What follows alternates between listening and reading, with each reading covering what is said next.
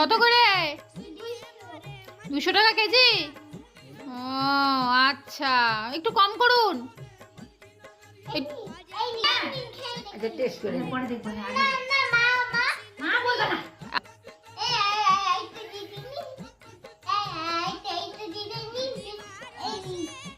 হ্যাঁ হ্যাঁ, আচ্ছা ঠিক আছে, খেয়ে দাঁড়ান, বলছি কেমন।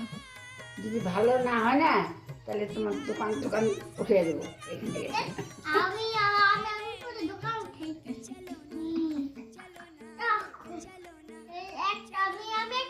একটা একটা খেয়ে দেখো। এ আবার কেমন দোকানদার?